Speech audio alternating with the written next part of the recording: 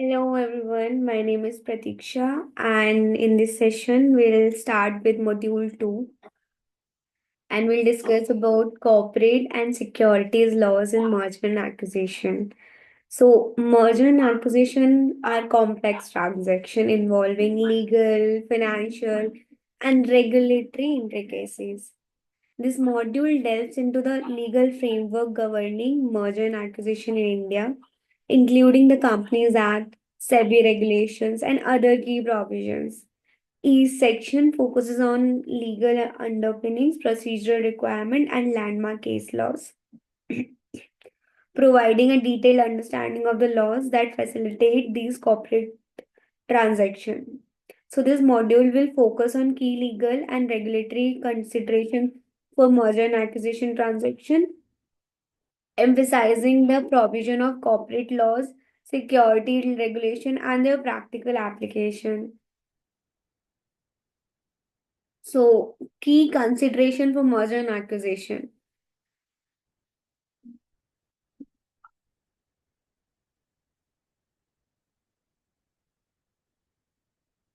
First is procedure under merger provisions, that is company law. Merger and amalgamation in India are governed by Section 230, 231, 232 of the Companies Act 2013. These provisions establish a comprehensive framework for obtaining necessary approvals from shareholders, creditors, regulatory authorities, and the National Company Law Tribunal. The merger process begins with drafting a scheme of merger that outlines the terms of transaction, including the share exchange ratio, valuation methodology, and impact on stakeholders. Once approved by the respective board of directors, the scheme is submitted to the NCLT under Section 230 of for sanctioning. The NCLT directs the convenings of meetings with shareholders and creditors, requiring the approval of at least 75% in value and a majority in number of each class of stakeholders. After verifying compliance with applicable laws, the NCLT sanctions the scheme, which becomes binding on all stakeholders. Steps in merger process. Drafting the scheme of merger. The scheme must detail the terms, share exchange ratio, and impact on share stakeholders. Second is approval by board of director. The scheme must be approved by the board of each merging companies. Third is application to the tribunal. A joint application is filed with National Company Law Tribunal under Section 230. Fourth step is notice to stakeholder. The tribunal directs the company to send notices to creditor, shareholders, and regulatory bodies like the Registrar of Company and SEBI. Fifth is approval in shareholder meeting. The scheme must be approved by 75% in value and majority in number of shareholders and creditors. Sixth is sanction by NCLT. So the NCLT scrutinizes the scheme for fairness and legality and passes an order approving the merger. The key case laws related to this are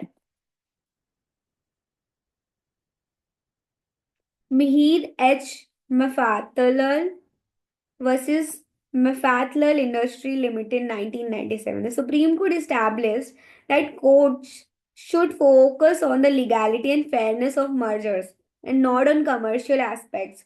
The judgment also clarified that the sanction the sanctioning authority must ensure the scheme is fair to all stakeholders.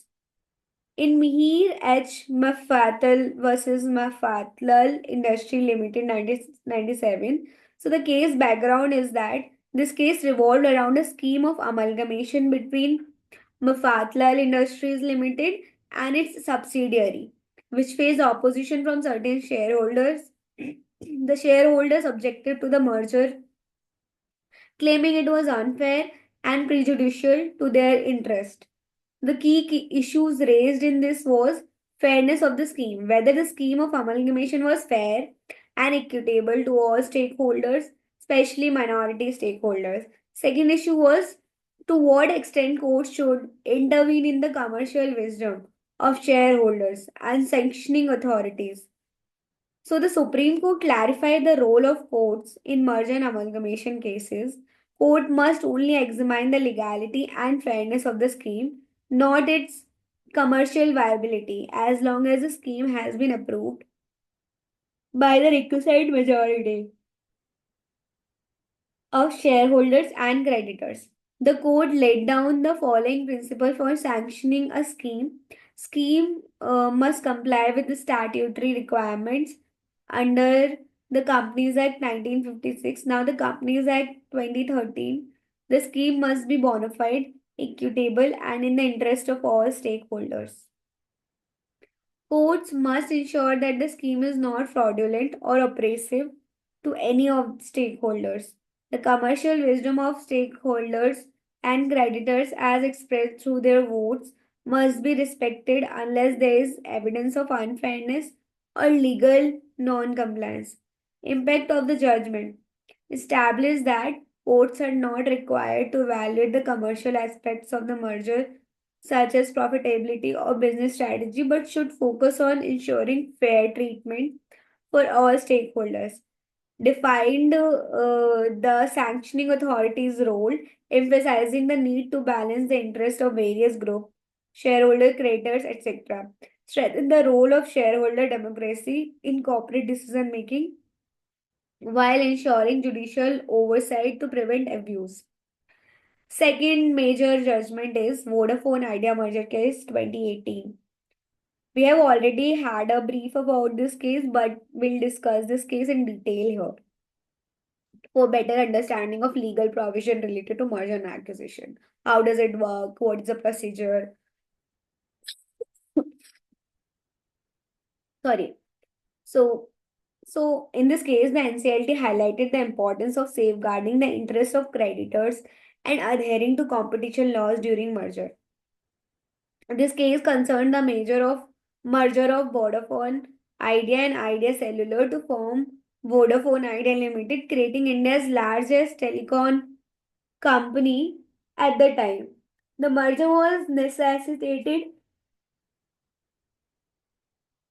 by the highly competitive telecom market following the entry of Reliance Jio.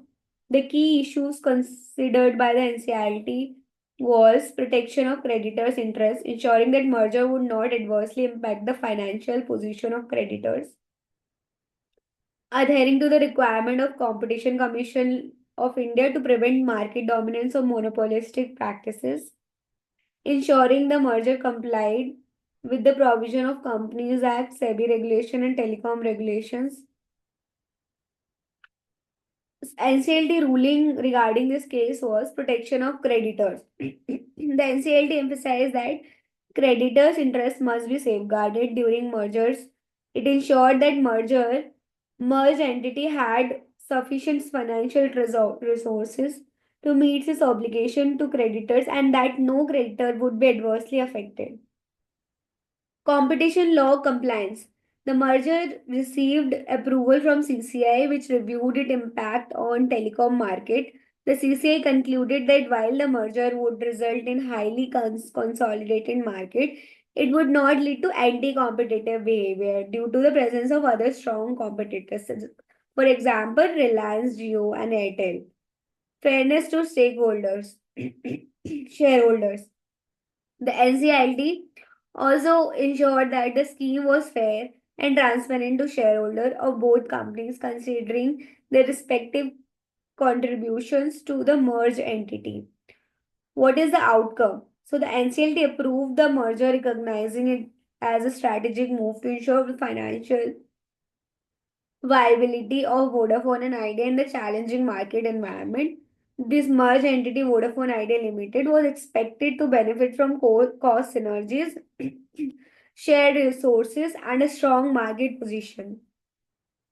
So, the impact of the judgment was it reinforced the importance of protecting creditors and adhering to competition laws in large scale mergers. highlighted the regulatory checks required for merger involving major market players, ensuring fair competition and preventing monopolies. Set a precedent for balancing the interests of shareholder creditors and competition law authorities in corporate restructuring cases. So the key takeaways from this case was first was Mihir H. Mafatlal versus Mafatlal Industry Limited 1997. So in this case, court focused on the legality and fairness of merger, not their commercial aspects. The role of court is limited to ensuring compliance with statutory requirement and fairness to all stakeholders. Second is Vodafone Idea merger case 2018. It highlighted the need to safeguard creditors' interests and comply with competition laws during merger, reinforce the importance of regulatory approval and checks to ensure fair competition and prevent monopolistic practices. So the importance of this judgment in merger and acquisition was first is fair and transparency. Both judgments emphasize the need for transparency and fairness in merger, ensuring the interest of all stakeholders, shareholders, creditors, employees, etc. are protected. Second is judicial oversight. The judiciary plays a critical role in balancing the commercial decision of companies with the need for legal and ethical compliance. Third is regulatory compliance. The Vodafone Idea merger case underscores the importance of adhering to competition laws and regulatory requirements, especially in industry with a significant impact on consumers. For this shareholder democracy, the Mihir H. Mafatlal judgment reinforces the principle of shareholder democracy, respecting the decision made by shareholders unless there is evidence of unfairness or fraud. These cases serve as guiding principle for companies and regulators involved in merger and acquisition, ensuring legal compliance and protecting shareholders' interests. The Act also mandates compliance with provision like 232 Provision 6, which allows companies to backdate the merger scheme for tax benefits.